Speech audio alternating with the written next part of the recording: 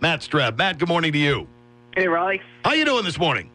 I'm doing great. How you doing? Well, I've got nothing, worthy of complaint. So, I'm going to say all things considered, pretty darn well. That's good. All right. Hear that. Not a good trip, not a good run with South Florida. Yeah, we had a rough game. There's no doubt about that. We return home this week, have our home opener. It'll be good to get the guys home and play San Diego State, who's a really strong team. They very well could end up being the so-called Access Bowl team from the group of five. And, we've just got to get healthy and get back and start making some plays. And, we'll see. We lost our quarterback this week, which is Drew Hare is just a wonderful young man. The kid graduated already. He's in grad school. He graduated at 3.7 GPA. Just, he was hurt last year. He got hurt again on Saturday. Just feel for him. But, this is a situation we haven't been in a while, so it's going to be, we'll see how we respond. And, I think the morale of the team's still okay, and we'll get after it on Saturday. So we need all the help we can get from the Huskies out there, and all our Husky supporters get down to Husky Stadium and root on the team. Yeah, I was going to say it would be a perfect time for NIU fans to show up in droves and lay out some very loud and vocal support for the team. Yeah, we do need that. We've had you've been really, really fortunate over the last 6-7 years. We've gone to 6 straight MAC championship games, and this is a situation NIU fans frankly haven't had to face before. We haven't experienced this. Many of our students and young alums never know anything but playing for a MAC championship, and we've still got a long way to go. We got 10 games left, obviously 2 non-conference games, and we turn to the MAC. And so I wouldn't give up on the Huskies yet. I know there's been a lot of naysayers out there, and I understand the frustration, but we've got a lot of football left to go, and we got some other sports doing really well too. I got to give a shout out to our cross country team. They're ranked nationally, or not nationally ranked, but regionally ranked for the first time in program history. We just had a great meet the other day where we beat 2 Big Ten teams and most of the colleges in the state of Illinois. So a lot of good things going on over here at NIU Athletics. That's one of those sports too, cross country, you think about, that is just unbelievably difficult, agonizing, and requires a lot of inner and outer strength. And you do not have the throngs of crowds along the way cheering for you like many other sports do. We went down, my son's running cross country in middle school, and so we had the opportunity to go down with the team. It was at Illinois State, and really, you're right. There was nothing, there were parents there. And I know how much the girls appreciated hearing, Logan was screaming and yelling for them. And, you get a little extra boost. And, the great thing about cross country is anybody can do cross country in a sense, right?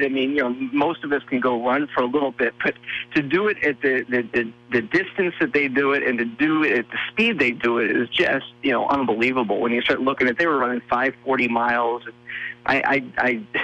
That's just absolutely, incomprehensible to me. So, a lot of, and the other thing here, let me tell you one more thing about our cross-country team real quick. That team has about a 3.6 cumulative GPA.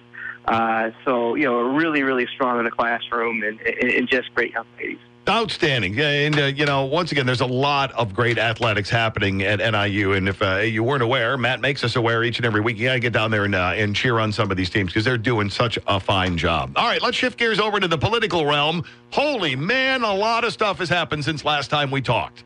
Are you feeling okay? You're not having any trouble? You're not overheating? No pneumonia-like symptoms? Anything like that? You're good? I just got back from a workout. I have to say I felt a little dizzy this morning, but yeah.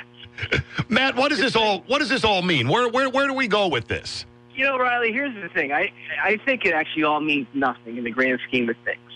But I will say, and here's why I say that. I think you've heard me say this before. We spent a lot of time. We're waiting for this election to come, and we are waiting. It seems like with the longer campaign, we just are waiting forever.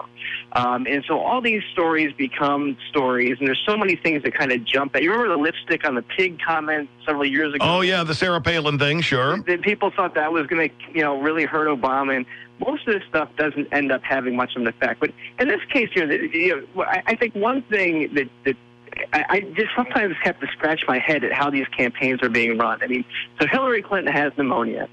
It's easy to be an armchair quarterback, but my goodness, just come out and say that the woman has pneumonia. I don't understand. So now we're talking about this. Everybody in the world is talking about the fact that this woman is sick, right? Yep. It feeds into the conspiracy theories that there's something else to hide because they were hiding the fact that she was simply sick. And I just don't understand why.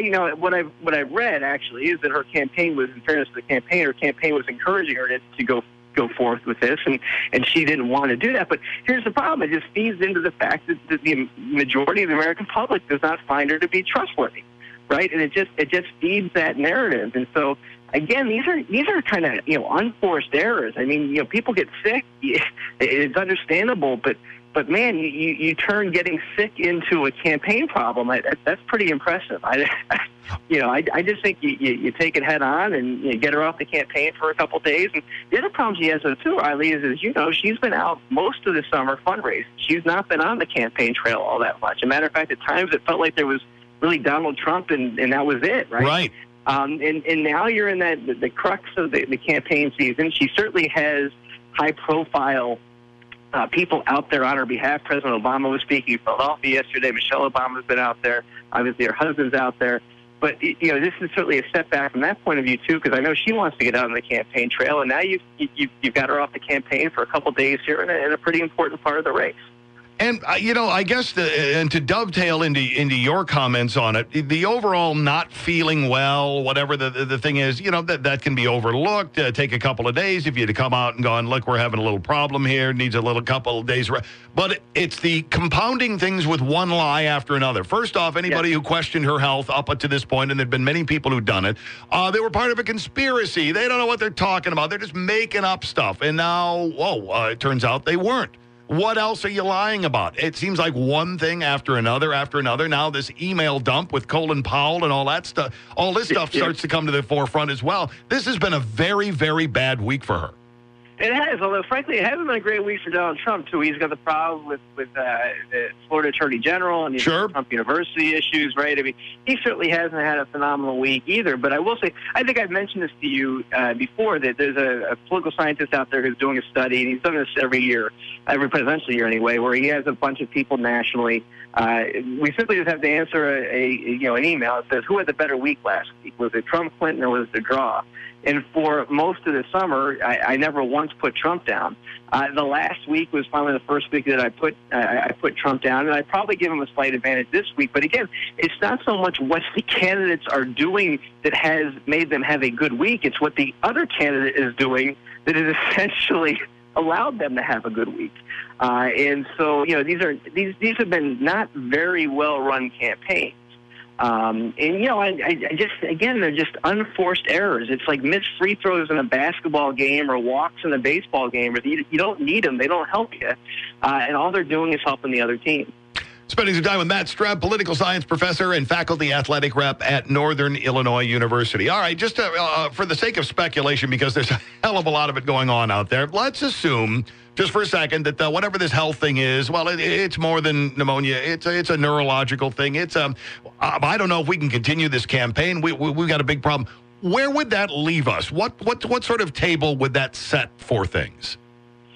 Well, I think that's incredibly unlikely to happen. Sure. You would probably have Tim Kaine would likely be the Democratic nominee right now.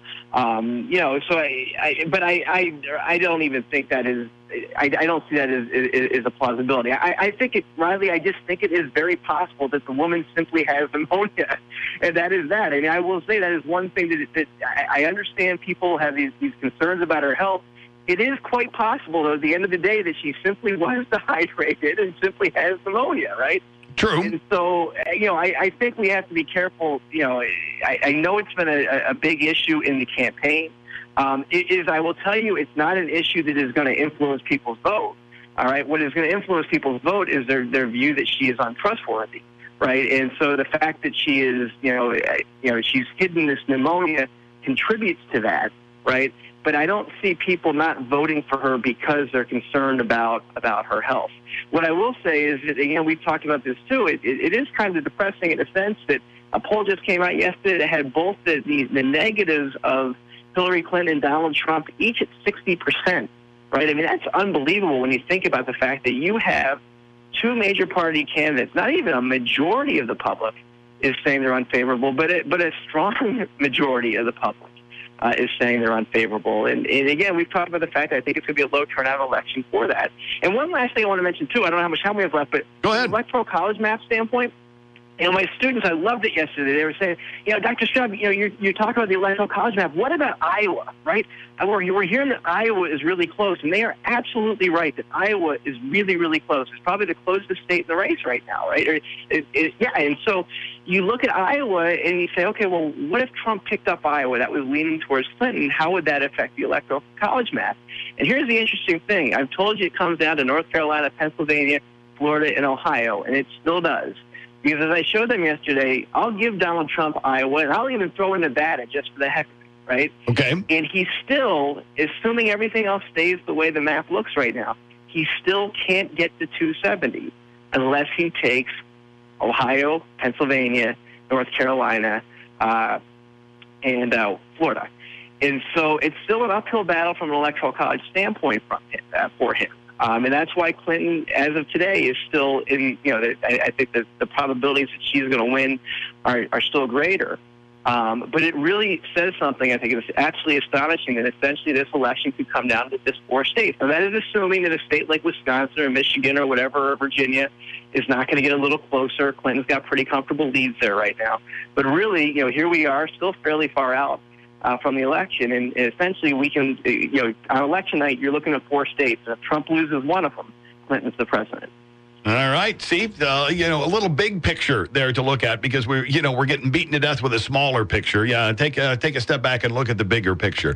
Matt, as always, we appreciate the time. We appreciate the expertise. You're off next week, so we'll talk to you in a couple of weeks. Sounds good, Riley. Have a great week. Go Huskies. Thanks for your time.